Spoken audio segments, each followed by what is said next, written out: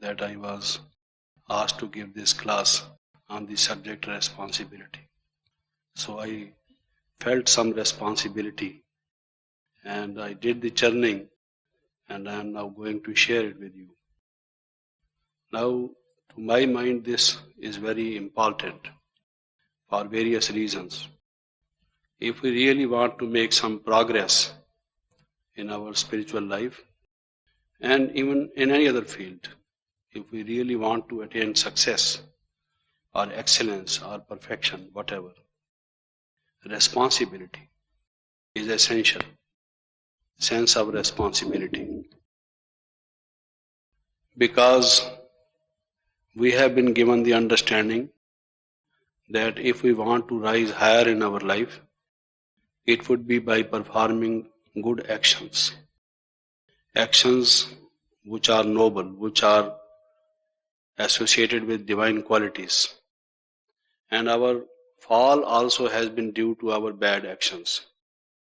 So our rise and fall in this drama of life depends upon our actions. And unless and until we have a sense of accountability or responsibility, we cannot rise again. Very often Baba has been saying in Murlis that we very often are lax in our efforts. Albelapan, he says.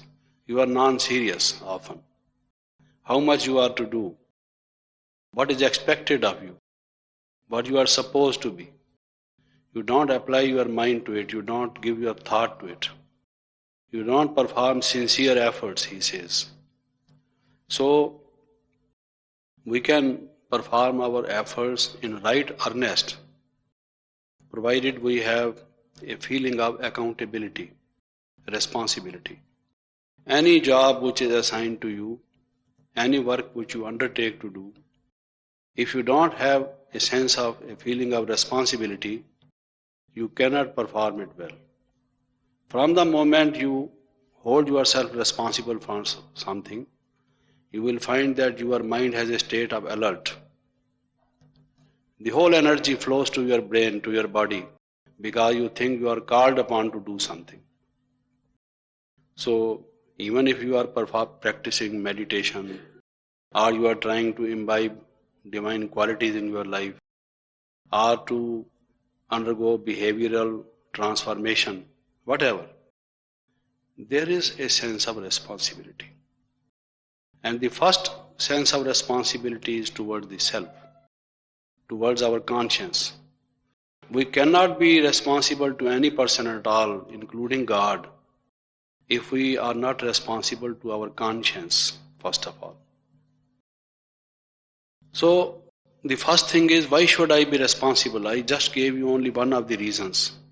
That in order to attain success, in order to accomplish something, you must have efficiency, you must be in a state of alert, you must have stamina. And for all these reasons, these come up only when there is a sense of responsibility, when there is some seriousness to it. But there are other factors, other reasons why I should be responsible. Because every action is not only momentary. I have done an action. Don't think it is finished. It is over. Every action leaves a trace behind it. Every action is habit forming. It gives you a habit. So if you don't think that your action will lead you to a habit, you are not understanding the responsibility of your action. Your action is not only for this moment. This action is like a seed which you are sowing for the future. So do it with responsibility. Apply your mind to it. What you want to do, what you want to achieve, how you are to do, its methodology, its technique, its goal, the way it is to be done, why it is to be done. All these are included in this responsibility. So, if I remember that every action is like a seed, they say as you sow, so shall you reap. So I am sowing a seed which will grow into a crop, and the result or the repercussions, the ripple effect of these actions is going to be enormous for quite a long time, then I understand how enormous is this action. Then I become responsible. So if on the other hand I think action is just for this moment and after that it will not be leaving any effect, then I may not be as much serious to it.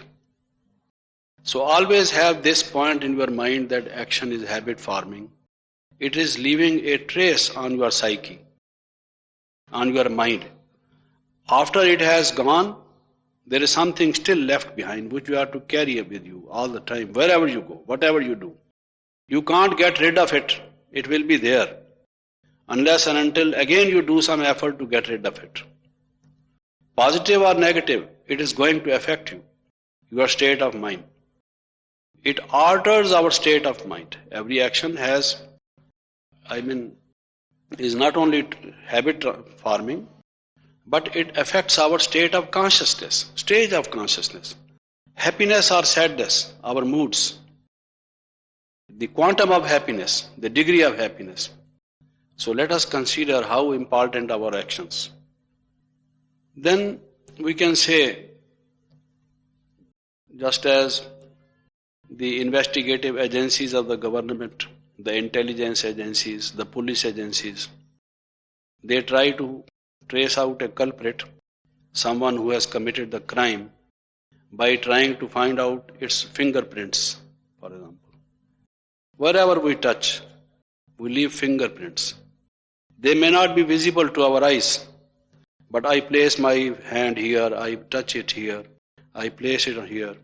Anybody who knows this science and art, he can pick up these fingerprints and say, this is me, your fingerprint, because everyone's fingerprints are different.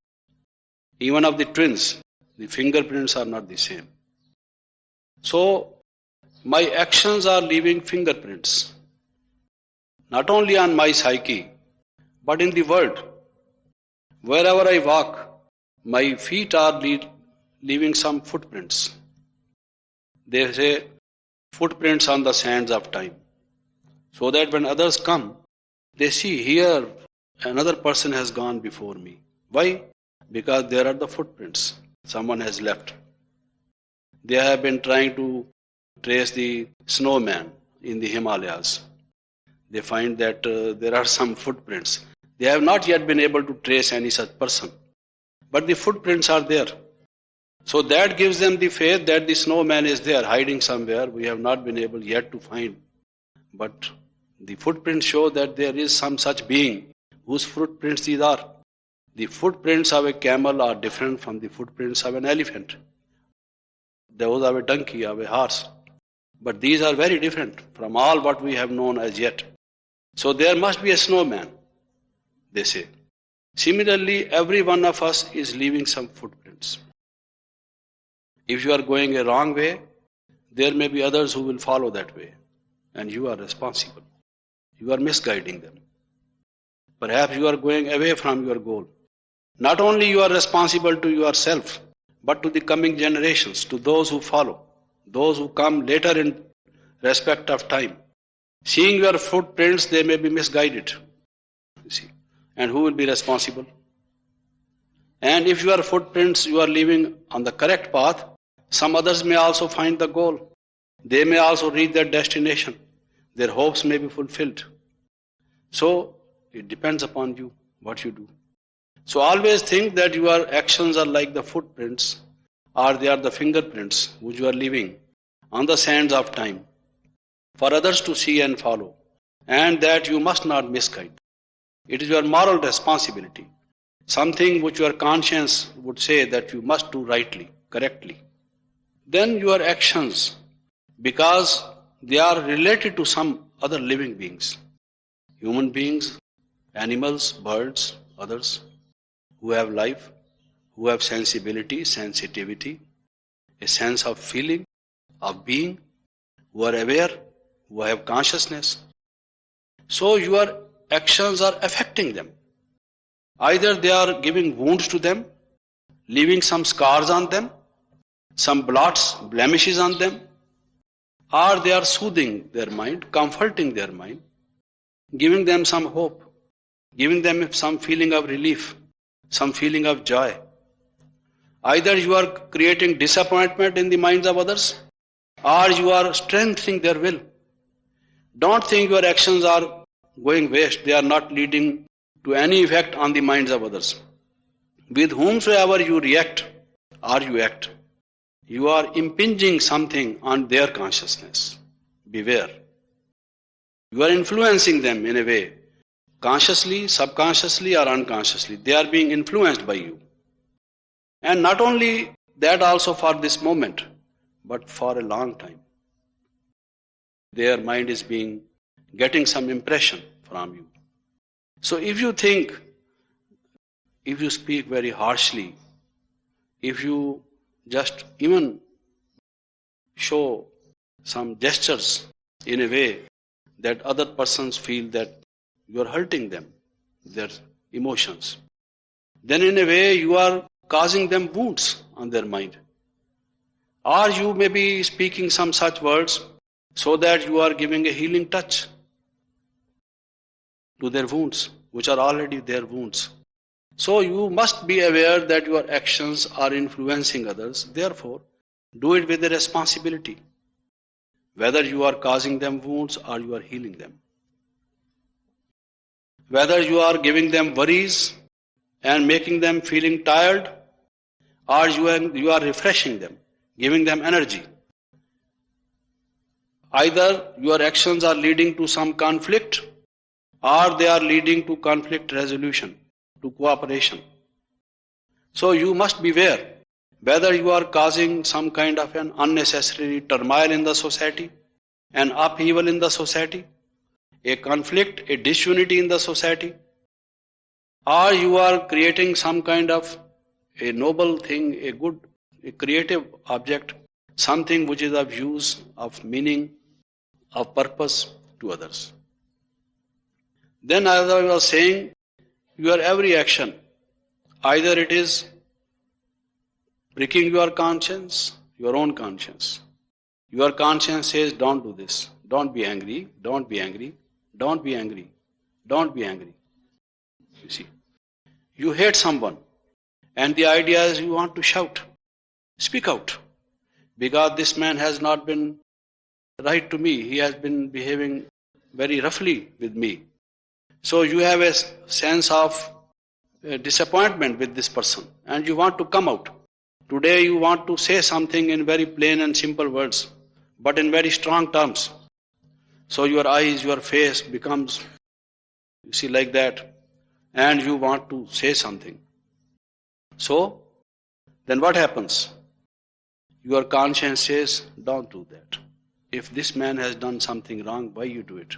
Two wrongs do not make a right. If he has been rough, so you also become rough. It is the old policy, tooth for a tooth, eye for an eye. That if somebody hits you with a brick, you throw a stone at him. It's not the way, you see. If you want to extinguish the fire, fire cannot be extinguished by adding something to fire, fuel to fire, but putting something which lowers its reading. So the conscience is telling you, don't do this, but you violate your conscience. You go against it. You rebel against it. So it pricks you. Didn't I say you should not do? Now see the result. See the repercussions. Because later on the results come before us. Now this man does not speak to me. Or if he speaks to others about me, that I am not a good man. And so on and so forth. And I have to bear the consequences. So my conscience tells me, didn't I ask you to stop? At that time you didn't listen to me. So I feel guilty conscience. And then I stand on prestige. I don't tell this man, I am sorry, I have been rough to you, please forgive me. But on the other hand, I say, if I just tell him that I am sorry, this man becomes arrogant. I don't know that I am arrogant, but I think this man will become arrogant. You see. So either I am pricking my conscience, going against my conscience. In a way, my every action is either harming, injuring my conscience, it is spoiling my conscience, because afterwards a person becomes a hardcore criminal, as they say. Hardcore criminal. I do not know whether we all have a core, and a criminal has a hard core. Where is the core? I don't know. But this is how they say. You see, in newspapers when they say this man was a hardcore criminal, you see. Because your sensibilities you lose, your sensitivities you lose. If a person commits murder, first of all his conscience asks him not to do it. Second time it becomes feeble, his conscience becomes weak. Then it goes on becoming weak and weak. And ultimately he justifies, he rationalizes. He thinks that the world is so bad, he must commit murders, he must kill all, because they are all fit for being killed. He tries to justify. So, my own conscience I am losing. If I lose my conscience, they say if the salt loses its savor, then where shall it be salted with? You see. If the salt is no more saltish, then how you are going to make things saltish? You see. So if I lose my conscience, the whole thing is gone.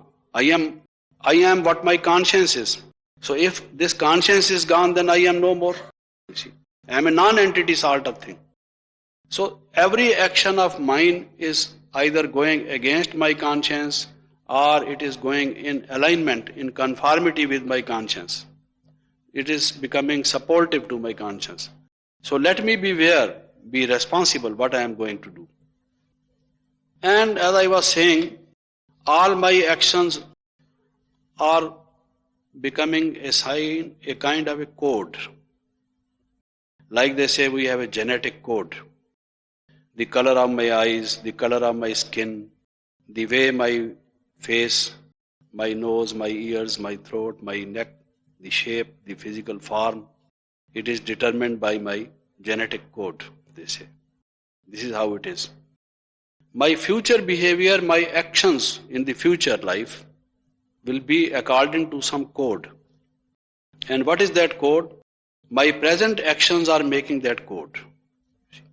My future behavior will be determined by what I do today. Because as I said earlier, my actions are habit forming. Not only habit forming in this life, but for my future life also they will be like my psychological genes, you can say. You see, they will be working the keys, the codes, the matrices for my future actions. Let me know. So, life after life, reincarnation after reincarnation, I will be acting according to what I am doing today. You see. So, I must act with a sense of responsibility, with a sense of accountability. And Baba has been saying in many murlis that transformation begins to take place only when the realization dawns. The first thing is the realization. Yes, what I have been doing was not correct. It has landed me in this difficulty. When I realize this, then only I begin to change. Now, those persons who don't change, it is because they don't realize. They think what they are doing is correct.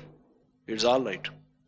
When I realize that this thing is not good, it is causing me sorrow, my suffering, my sadness, it is giving me peacelessness, then only I give up that thing and begin to become a good person. So realization comes before transformation. As long as there is not deep realization, there are degrees of realization. The deeper the realization, the quicker the transformation. The rapid the transformation. So realization is the first. And this is realization. The first thing I must realize is that I am accountable for my actions. I am responsible. Even God cannot save me. He can guide me for future. But what I did, He will say, it is your act. I can't. You have to suffer. There is no other escape. If any hall is on fire, you see, sometimes people go to a theater, to a cinema hall. Recently in USA, in one of the biggest buildings, there was fire. But wherever they suspect there may be fire sometimes, they have an exit, emergency exit, from which you must rush out to save yourself. But in this case, there is no exit. Your actions bound you and they do not leave any exit. You have to suffer. whether it be Brahma Baba or it be Saraswati or it may be the highest yogi, it may be you, it may be me. I am responsible for my actions. I have to reap the fruit thereof. No one can lead me to any escape.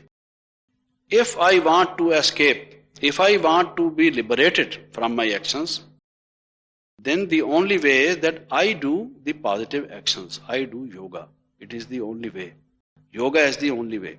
But this in itself is an action. Just as a nail can be driven out by means of a nail, an action can similarly be rectified only by an action. If you really want to be absorbed of some negative action, then you have to practice meditation, which is another kind of mental action. Action must be reformed by action. There is no other way. So, I must realize the responsibility. Shiv Baba says, now Brahma Baba had, bad throat. Sometimes when he would be speaking, he would begin to cough. He said, Shiv Baba, I am your, instrument, your medium. And this throat, now I surrender to you. So it does not belong to me as I think. Baba said, but this is your karmic account. You have to suffer for your throat, not Baba. Shiv Baba has not to suffer for Brahma Baba's action. And me has not to suffer for anyone else's action. As you sow, so shall you reap. You will reap your actions. So who is responsible for my actions? I myself. If therefore I have that realization that I am responsible for my actions, then from that very moment I begin to do good actions. Otherwise not. Then there is another responsibility. We took this body. We came into this world. This world has given us so much. We have the air to breathe, the water, the other facilities, comforts of life, for our sustenance, the society, our relatives, our parents, our friends, our neighbors. Our country has given us so much. The world has given us so much, in fact. So your responsibility toward the world is that when you leave this world, after all, when you have taken so much benefit from it, you should make it little better when you leave it. When you leave it, don't make it worse, Because you have derived so much from it, at least make some contribution to it. So that you owe something, you have a sense, if you feel really something, there is a responsibility. Now they give the example, I'm an old man. An old man was sowing a mango nut. Very old man, maybe 90 years. In the farm, he was just sowing a mango nut. Now a child was passing that way. He said, Uncle, what are you doing? He said, my dear child, I am sowing this mango nut. Can't you see? He said, but I wonder why you are doing. Because this tree will take quite some time to grow and give the mangoes. And by that time you would have perhaps gone. So why you do this all labor? He said, children, my grandparents had done it and I take the mangoes. Now when I do it, children like you and your children will have it. They did it for me and I do it for you and for your children.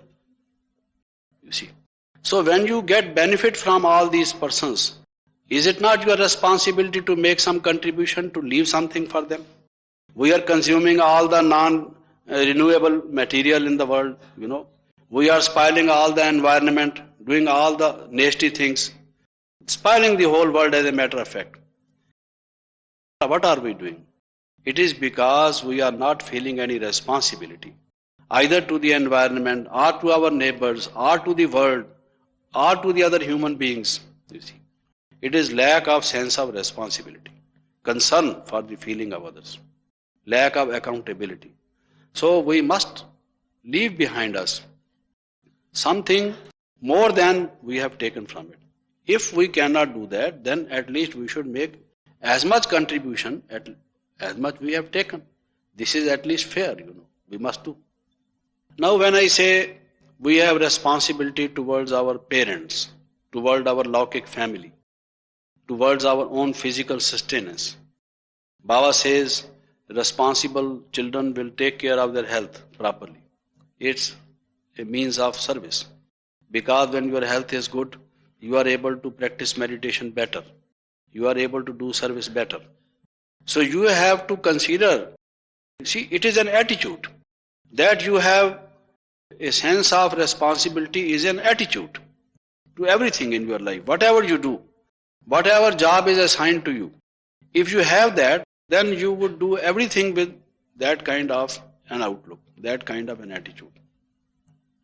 But there are some overriding factors. What do I mean by this? Now, I have some responsibility for my Lौकिक parents, for my Lौकिक family, for my body, and so on. But there are certain things which are more important than this. Take the case of a mother. Now, there is fire, you see, a building is on fire. Now the child lies in the building. The mother is standing outside. At that time, the mother does not care for her own body because she has love for the child. She just rushes into the building to pick up the child and take her out. All people say, don't go in, don't go in. You see, there is fire raging and you will die. She says, no, but my child is there. The baby is there. I have to go and pick up the baby. At that time, she thinks her responsibility, her first responsibility, of course, it is responsibility to save her own life. Life is dear to everyone. But a greater responsibility, she thinks, is towards her baby. She is a mother. And as a mother, she has to perform a duty towards the baby. So that means in terms of priority, there are certain things which are having higher rating than others. Now, similarly, a nation comes before we come. But before the nation, before the country, the world comes. Because humankind is the bigger family. My family is, my Lौकिक family is my family, no doubt. But there is a bigger family. I have not to be narrow-minded, not just to be selfish. This is another kind of selfishness, that I am selfish only to my this small family of 4 or 5 or 6 members. I owe some responsibility to them. I have some accountability towards them. As a family person, I must do my duty towards them. But then I have some duty towards the whole world as a family. If there is something which I am doing just to please my other small family members and doing against the wider interests of the whole mankind, that is wrong. Now, people preparing nuclear weapons, they say it is for the security of their country. Now, where are they dumping that nuclear waste? And what will happen if the nuclear war starts? What will happen to the whole world? They forget about it. If on the other hand we keep in mind the wider interests of the whole society, of the whole mankind, then it gives us a better accountability, better sense of responsibility. So responsibility towards my own self, responsibility towards my Lौकिक, limited, worldly family, they come next only to the accountability or to the responsibility to the mankind as a whole, to the world as a whole. And then I can discharge my responsibility also according to my own state, my own efficiency, my own power, my own energy. Because there are some limitations to my capacity to discharge my responsibility. So if I am perfect, if I am higher in my state of mind, I have more energy, I have more strong willpower, I have better qualities, then I can discharge my responsibility better towards the world, towards the family, towards myself. So that means my greater responsibility is first of all to make myself a better instrument. Unless or until I am a better instrument, I can't discharge my responsibility properly towards anyone. Those persons who are having some negative tendencies, destructive habits, bad habits, who are spoiled people, how can they discharge their responsibilities properly? Only those persons who are persons of good character, good actions, good personality, and who offer love, have kindness, have compassion, and who are good people, good friends, they only can discharge responsibility. So the conclusion is that my first responsibility is to march towards my own perfection, my own excellence, my own divine qualities, my own positivity, my own creative intelligence. The better as an individual, the more good qualities I have, the better responsibility I can discharge. And then I have some responsibility towards the divine family and to God as my father also, my parent also. As I was saying, I have my responsibility towards my Laukic parents, my Laukic family. But at the same time, I have my responsibilities towards my divine family, the spiritual family. And towards Shiv Baba or God as my mother and father, as my parents. Now how can I discharge this responsibility? Now I will be spending some time on this in particular because this topic is very comprehensive. It could be discussed in various aspects, Laukic responsibilities and others also. But because of constraint of time, limitation of time, I would be discussing how I can be a responsible person in this divine family, so far this is concerned. Now I think there are certain tips, certain hints which I should keep in mind to guide myself in discharging my responsibility towards this divine family. One is, Baba says giving is taking.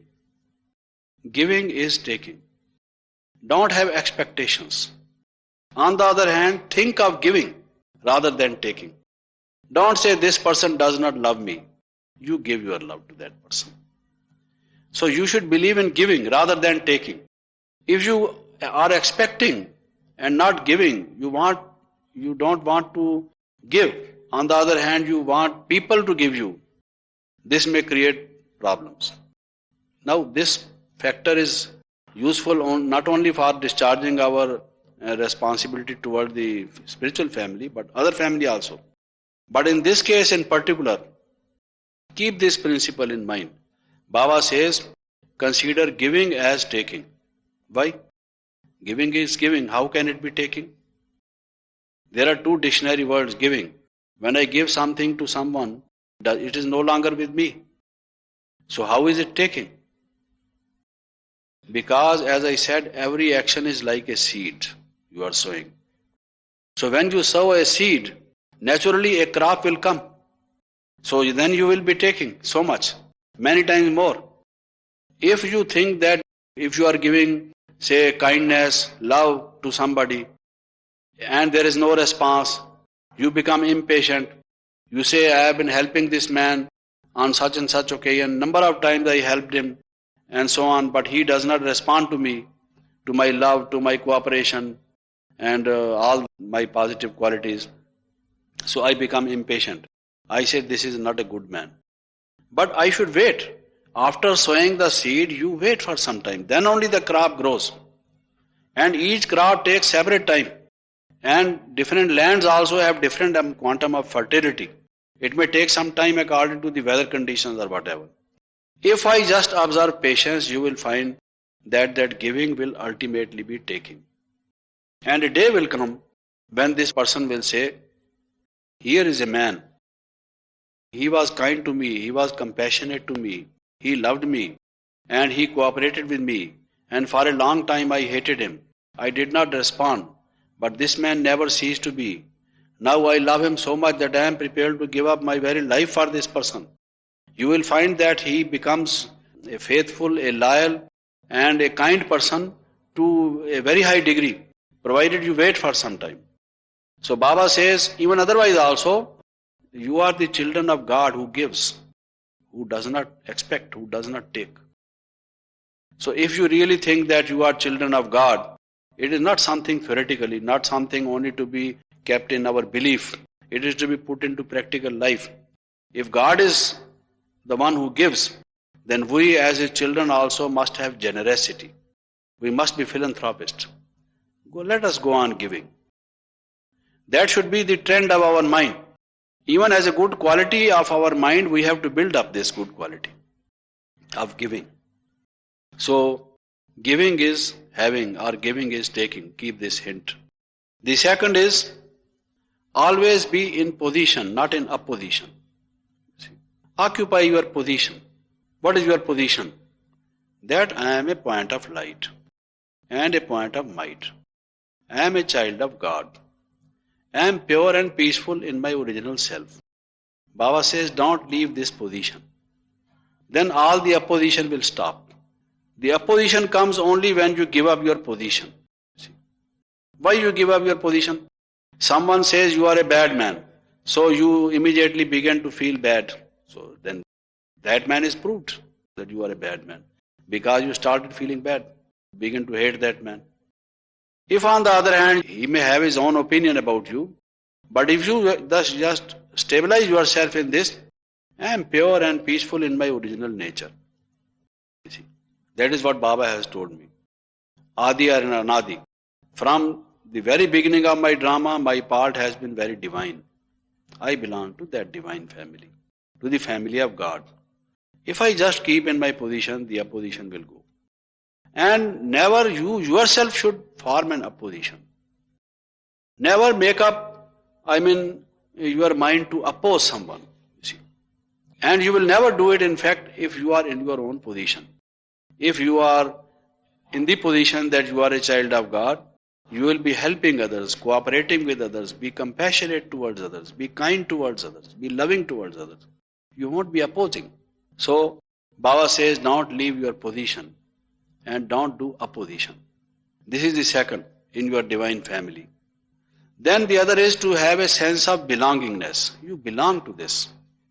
I belong to this spiritual family. Never give up this feeling. Even in our Laukic family, there may be some dispute, some kind of a controversy. But there is always a sense of feeling that we belong to this country, to that feeling, to that Laukic family and so on. But that was based on body consciousness. Now this is based on spiritual consciousness.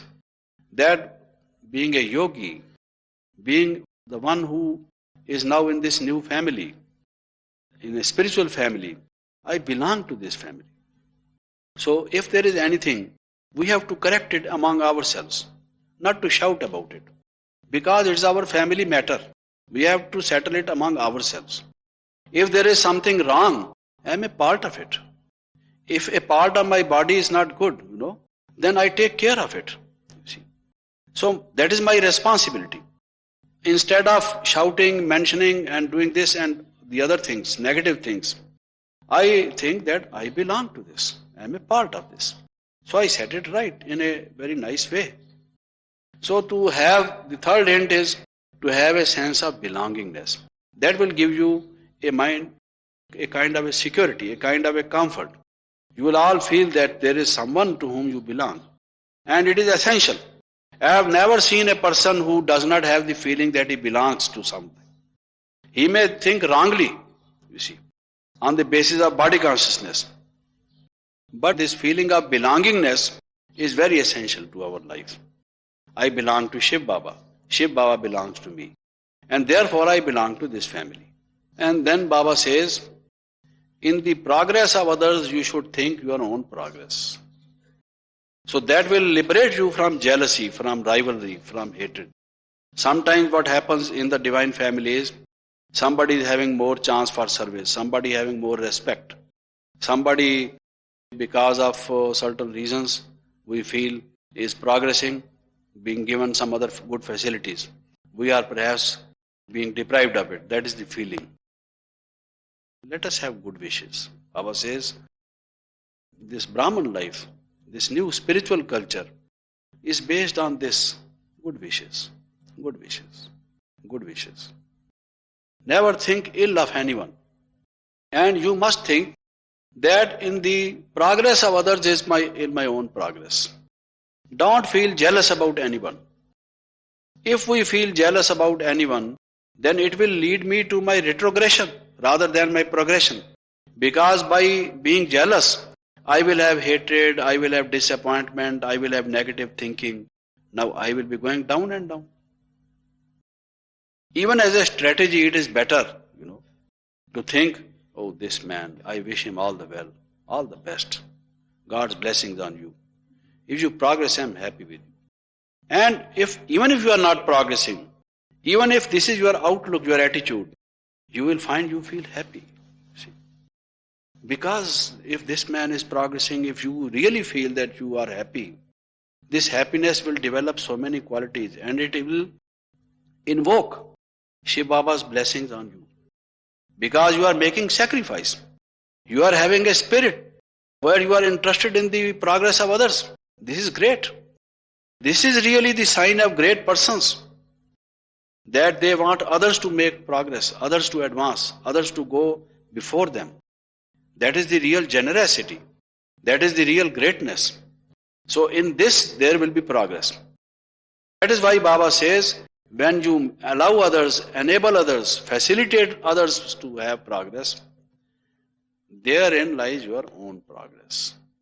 And the moment you begin to think in terms of jealousy, rivalry, hatred, the moment your downfall begins. You will see persons who have these kinds of thoughts. You could see them 5 years before, but after 5 years you feel they finished. Why? Because negative thoughts have begun to enter them. Like the water begins to enter the ship, gradually the ship sinks. So this is the negative thought finding a way to enter my mind.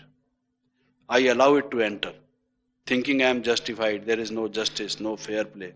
People are depriving me, they don't take care of me, so on and so forth. Without noticing, this is the water entering into the ship of my life. I am getting drowned. I will be nowhere. I will have my own role.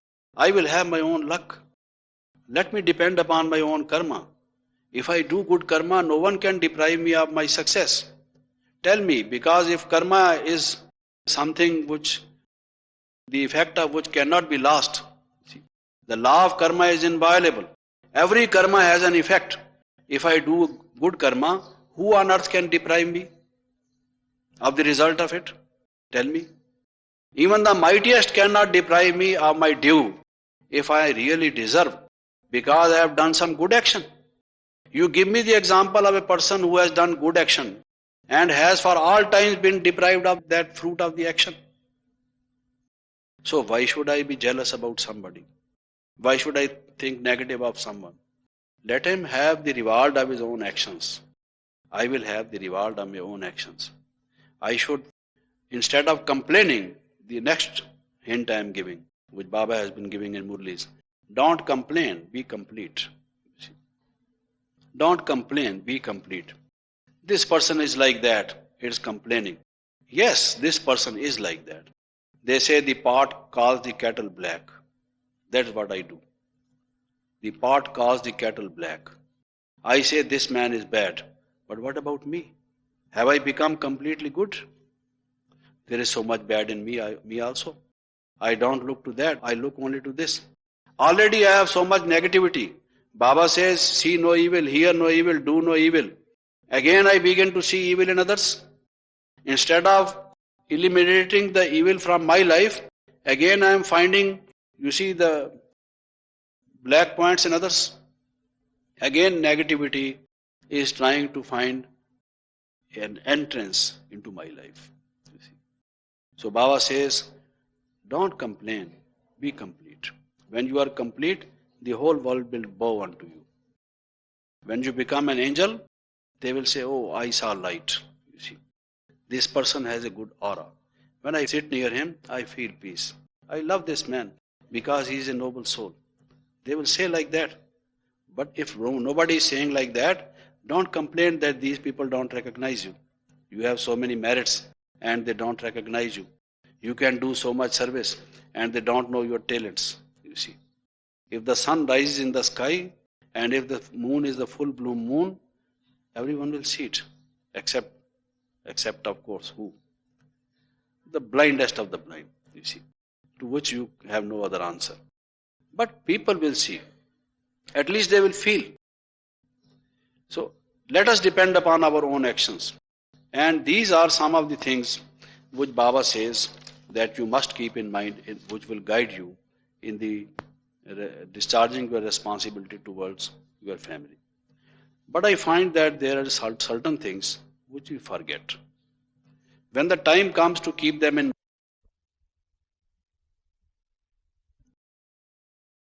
the other day I was in Hyderabad, there was a conference there. And one of the former ministers of that state, he was also invited to speak at the conference as the guest speaker. And he was addressing the audience. He said that, it is very well known, but he repeated it. He said, they say we can't change the events. We must change the attitudes. Attitudes, changing of attitudes, having proper attitudes lies within our powers. But there are certain events which we can't prevent. They take place. So he was suggesting that we should change the attitudes. Now, how should we change the attitudes? This part of the topic he did not touch. It's true that we should change the attitudes. But how to change the attitudes? He left at that. Then came the turn of Sister Gulzar, Dadi Gulzar. She had to speak. She said the minister has said that we should change the attitudes. It is well said. But how to change the attitudes? Now, she spoke in Hindi. She said that attitude in Hindi is known as vritti. In Hindi, the attitude is known as vritti.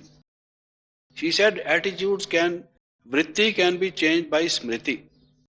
Attitudes can be changed by consciousness, awareness, remembrance. If you remember Shiv Baba, if you remember the good qualities of Shiv Baba, then your attitudes change. There is no other way of changing your attitudes. When you think that you as a soul were originally pure and peaceful, then your attitudes change. When you think you are a child of God, your attitude begins to change. If you think your ancestors were monkeys and apes, and they were aggressive, so you are also expected to be aggressive, then you will begin to behave like monkeys and apes. Therefore they say, if you want peace, you have to be prepared for war. You see, if you want peace, you have to be prepared for war. That is how they say. But what do we say? Even if people are going to do war, you show them peace. You see, our is this response. Why? Because peace is our nature. Om Shanti, we say. Peaceful, be peaceful. So our answer to these situations is peace. Because we have now been given this consciousness, this awareness, smriti, this remembrance of our true original nature, our real identity. So smriti, attitude. And Baba says this knowledge makes you like a wrestler. Every one of us is like a boxer, like a wrestler. Wrestler or boxer who is having a wrestling match or a boxing game with Maya. You have to win victory over these Ramanic forces, these devilish forces. Sex, lust, anger, greed, attachment, ego, etc. You have to win a victory over them. And therefore, each one of you is a boxer, is a wrestler.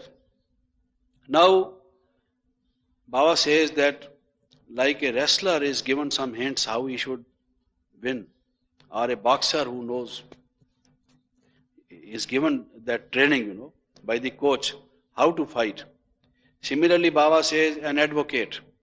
Now there is a person who has been charged with the murder of someone. Now he will be given the capital punishment. He will be hanged if it is proved that this man has killed 5 persons. So the punishment is death. Now the advocate, which is pleading his case, that he is innocent, he did not commit the murder, he is giving the points.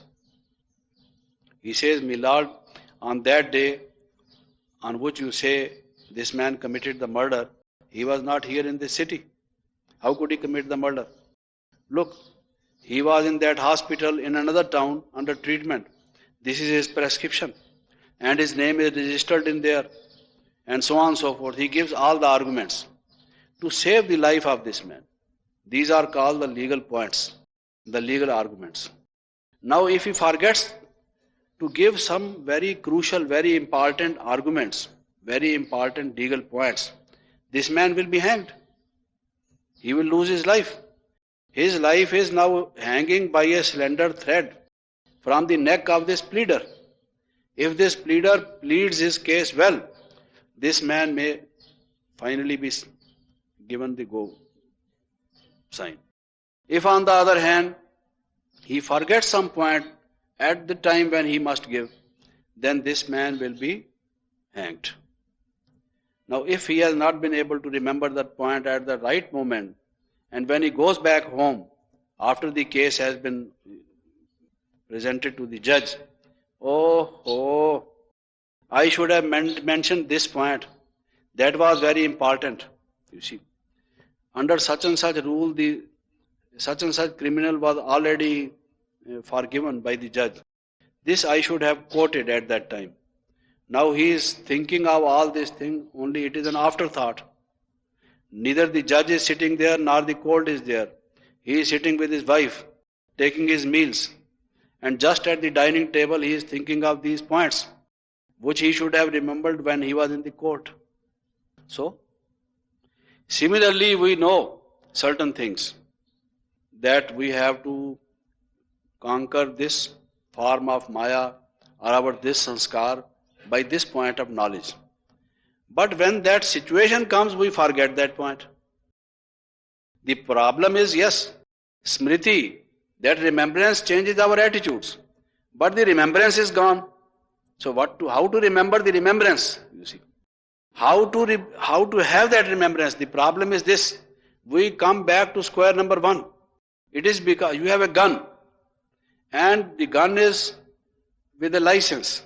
You have it because you are living in an area where you feel insecure. Someone may come and attack you, and therefore you have a gun to shoot at that man.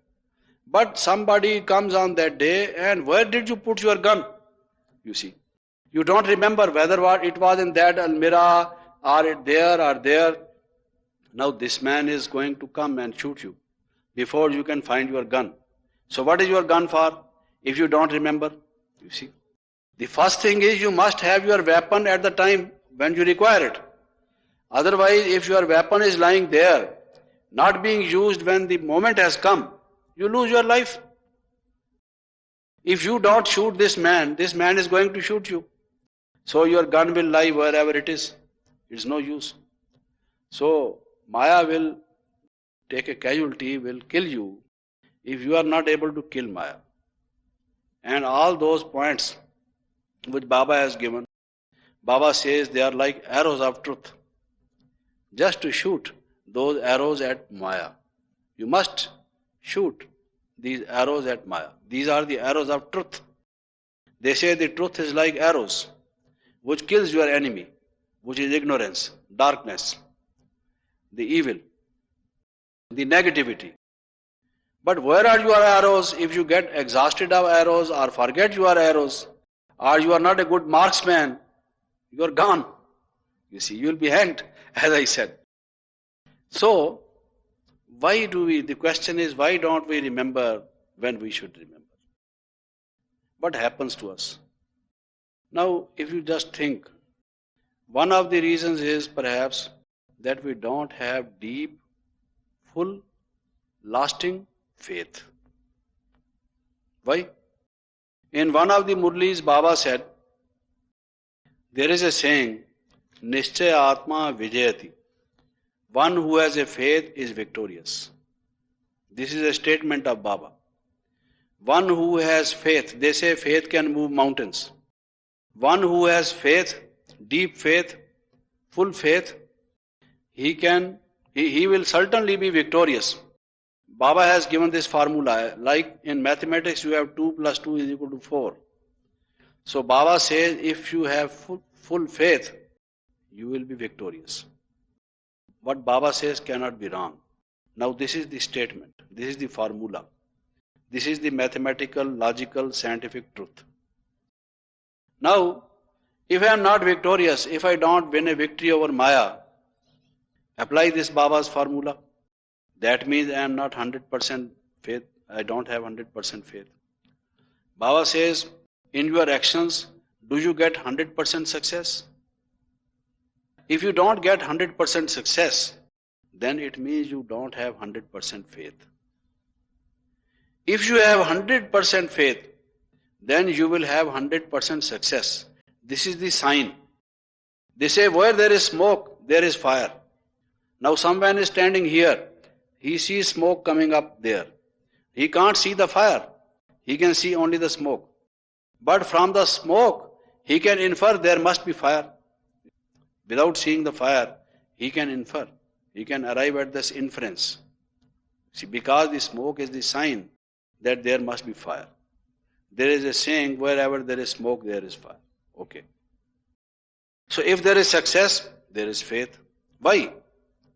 Because faith gives you strong willpower. Faith makes you remember. You do things with dedication, with full earnestness, with full energy. Why Vietnam won the war against the USA, the mightiest power on earth, military power? That small Vietnam, they had the confidence, the strong willpower. We will win. If you have the wits, if you have the guts and the strong will that you will win, no one can defeat you. No one can defeat you. Half the battle is over. If you have this 100% faith that you will win a victory. And Baba says, you are my victorious child. But sometimes we feel, I can't be victorious. It may be about others. Because I know myself better than anyone else does. I have so much of negativity in me. My life has been very bad. I did so many bad actions, I cannot be victorious. Of course, I will make little bit progress, you see. I become little bit good by Baba's teachings. But that I become, completely divinized and win complete victory over Maya, that is perhaps not for me. So there is no complete faith. Shiv Baba is saying, you are more wiser than Shiv Baba. You see. I did not know even about myself who I am. It was Shiv Baba who told me that I am a point of light. Before that, I was thinking I am only this bundle of bones and flesh. You see. Considering myself only a kit bag of bones and flesh. It was only Shiv Baba who told me that this is a kit, but you are a point of light, you are a diamond inside. So, I should believe him. God's word cannot be untrue. Why? God is truth. They say God is truth. If God is truth, how can he speak the untruth? I am sitting in the assembly and he is saying, you are my victorious children. I am blessed. Because I am in that assembly. I read that Murli. I listen to that Murli. And Baba said it. And God is truth. His words cannot be false. Now the only thing is I must have faith. If I say, there were so many others, might be because Baba said about Dadis and others. Not perhaps for me, you see. So who can make me victorious? If I am going to let myself fall, nobody can help me, you see. The thing is, I have to do it. So if I have the complete faith, Baba said it, and I am going to be victorious. No one can check me. No one can be an obstacle in my way. I must reach my goal, my destination. Why? Baba said it. Baba knows the past, the present and the future. He knows all the 3 points. I may not know, you see. And he has said, I will catch hold of Baba. Baba, why did you say that I will be victorious? Didn't you say? Now I am here. I am the worst sinner. You see, there is no sinner worse than I am. But since you have said I can be victorious, now Baba, you must not go back from your words. You see. And for me, I will have full faith in you. I will die for you. You see. My only action should be that I should have full faith. He says, you are not to do anything. You have to have your full faith in me. Children, I will take you on my this. on my shoulders. I take you to Paramdham, to the soul world. Leave it to me. Don't worry. It's my responsibility. I love you. You are my children. You see. I really love you. Don't you believe? If Baba loves you, if any person hates you, why you mind? Because Baba loves you. You see. You should be happy. If God loves you, what else you want? You see. Tell me, is there anything which still you want? Baba says, children, I love you. Daily you say, Baap Dada ko namaste at the end. Pyare pyare meethe sikilade Baap Dada ko pyare bachon ki namaste. You see. Why you say? Out of love. And Baba loves you. You see. People's love can be fake. You know. In India, there is a story. Actually, it comes from the Arabic stories. Laila and Majnu. You know. They were two lovers. The lover and the beloved. Laila and Majnu. A story. Laila was a lady and Majnu a man. Very thin, very lean. As if he is going to die tomorrow. Very weak in physical form. But Laila loved Majnu and Majnu loved Laila. They couldn't see anything else except each other. They were so much fascinated, Laila and Majnu. You see. And Majnu was sitting on a hillock, you see, and Laila would send a glass of milk to Majnu to drink out of love. Gave it to somebody to give it to Majnu. Where is Majnu? He said, who is Majnu? Where is Majnu? He is sitting on that hillock. Go and give that glass of milk to him. There was another hillock in between. There was another man sitting. Thinking that he is Majnu, he would give the glass of milk to him. You see. He was not Majnu, but he was taking milk. You see. And that man wrongly was giving the milk to him. But Majnu was dying without milk. Now one day, Laila thought that Majnu is not sending any message to him. What happened? I send milk. He does not even thank me. He does not even say, I love you. There is no message from him. There is something wrong perhaps. You know. My mind says it can't be like that. So he asked the man, whom you give the milk? He said to the man who sits on the hillock. You say, you told me, I therefore give it to him. You see. Now, how to find out who is the real Majnu and who is real Laila? It was a fake love. Now she gave the message, all right, today take this glass of milk to Majnu, give it to him, and tell him that now Laila wants a glass full of your blood. The doctor says, otherwise she will die. She wants a glass from your blood, a tumbler full of blood. So he told the Majnu, Laila is dying. The doctor advised him to have the blood, and your blood is fit for her, and she is asking you to give a glass of blood. He said, oh, if that is the case, that is the real Majnu. You see.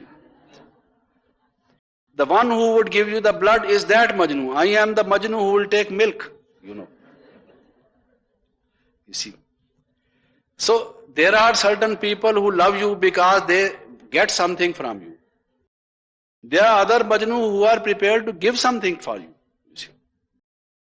So he went to the other person there who was sitting on the other hillock. Now he said, I have come from Laila. She gave this glass of milk and she said she wants in turn, you see, a glass of your blood. He said, oh yes, why not? The whole of my body she can take. Now he is the real Majnu, you know, who is that is the real love. So what is real love? Baba says, my everything is for you. My purity, my peace, my knowledge, my bliss, my kingdom of heaven. Children, everything for you. And you say, but Baba, this is for me. You see. Now you want Baba's things for you and your things also for you. You see. How clever you are. You don't say, Baba, my everything is for you. You see. You want to become that Majnu who would have a glass of milk. You see. And not the one who would give that glass of blood. That is not real love. That is fake love. But Baba says, children, I love you. And he really loves. And see what sacrifice he makes. How much he gives. how golden, precious treasures He has been giving for all these years. And He gives you the promise, I will take you across. And still if we don't have faith, that is why we forget. That is the real reason why we forget. If my every cell of my body is charged with this, like it is charged with the electric impulses, that I love Baba, Baba loves me, you see, then I am awakened. I must succeed. They say nothing succeeds like success. I will certainly succeed provided I have the full faith. Now why I say we forget, take the case, in fact, in every point of knowledge we will have faith. Take the case of drama. Drama repeats. Now this is one point of knowledge which is given to us to defeat Maya. Because I told you these are the points which are there for winning a victory over Maya. Now this is one of them. That world drama repeats, and it repeats identically. Now suppose I meet an accident. Please try to bless me so that I don't meet any accident. But I am just giving you an example. Suppose I meet an accident. The leg gets fractured. Something very harmful happens. You know what happens at that time? People say, Jagdish bhai, it was drama. Forget about it. It was drama. I say, what drama? Why you always cry of drama? You see, I lose my leg and you say it is drama. And you say it will repeat again after 5,000 years. You see. I don't want this kind of drama. Keep this knowledge with you. You see. I don't like this knowledge. Now before that I was myself explaining it to others. If I were given the task of giving 1 week's course to a group, I will explain to them this world is like a wheel, drama repeats. At that time I remember. But when it happens with me, at that time I become against this point. You know why? Not only I forget, but I also begin to say, I don't want this knowledge. What is this knowledge? You see, that those who are bad will always be bad, those who are sick, they will always be sick. Kalpa after kalpa, they cycle after cycle. I will have bad luck, I can't become, you see, like dadis and so on. What is this drama? I begin to shout. You see. So where is my 100% faith? Where is my 100% faith? 100% faith means under any circumstances, in all situations, at all points of time, come what may, my faith cannot be changed, cannot be moved. That is the depth of the faith. Full faith, 100% faith. 100% faith does not mean faith in the morning and no faith in the night. Or faith on Mondays, Tuesdays and Thursdays and no faith on Wednesdays, Fridays and Saturdays. It doesn't mean that. Faith means faith on all the days of the week, all the days of the month, all the months of the year, and all through my life, under all circumstances, come what may happen. If that is what faith I have, I will not forget those points which will enable me to win a victory. So this is one reason I forget, because of the weakness of my faith. The second is, why I forget? My sanskara. Sometimes what happens is, I am told that I should not be angry. I have the faith that anger is a bad thing. But when somebody teases me so much, troubles me so much, gives me so much botheration, he is something, a problem to me, a recurring problem, then I begin to hate, and after that I begin to shout, and then I become angry. Why? Because of my sanskara. Life after life, I have been angry. That has become my habit, my sanskara. At that time I forget. In that emotional flood, I forget. But quickly I remember I should not have. So, sometimes I forget because of the great force of my sanskara. That powerful flood of my sanskara. It carries me along with it. I can't stand. I can't put my foot on the ground. It carries me with it. But by practice of meditation, this negativity loses its grip on my mind. It becomes more and more feeble. Then sanskara comes. I am not carried. I can put a break. You see. By practice of meditation, of application of knowledge to situations, the anger comes and I say, no, I won't allow you to. I won't speak in angry terms. There is anger in the mind, but I am not behaving angrily. At least this much control I get.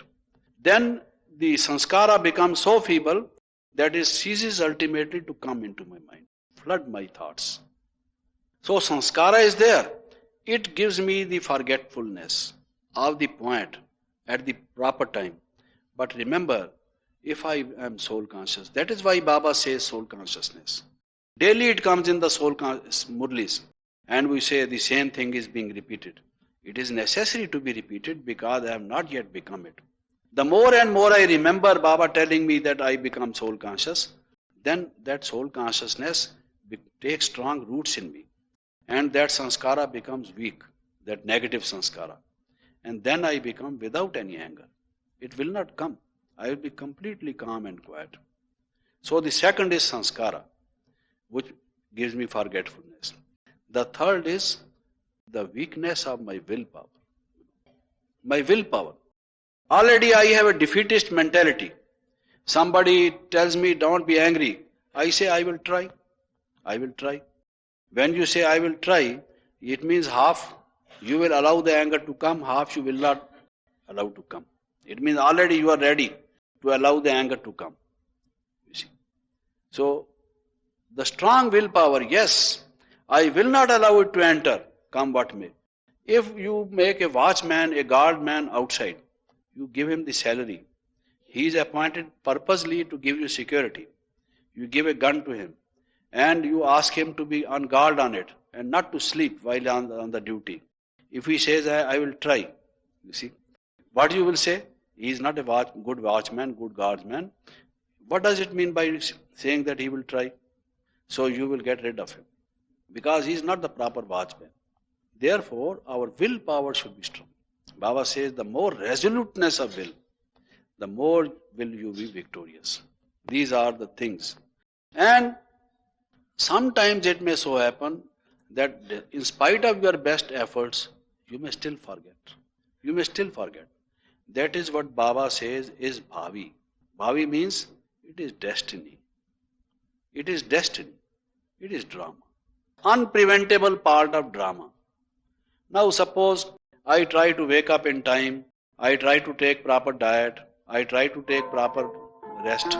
Earlier said that we have responsibility towards our own perfection, our own excellence. And the main way of achieving that is our practice of meditation or of yoga. So that part, how we can fulfill, I won't be able to take up because of the limitation of time. I was supposed to finish at 12. So the rest I have shared with you. Thank you so much. Om Shanti.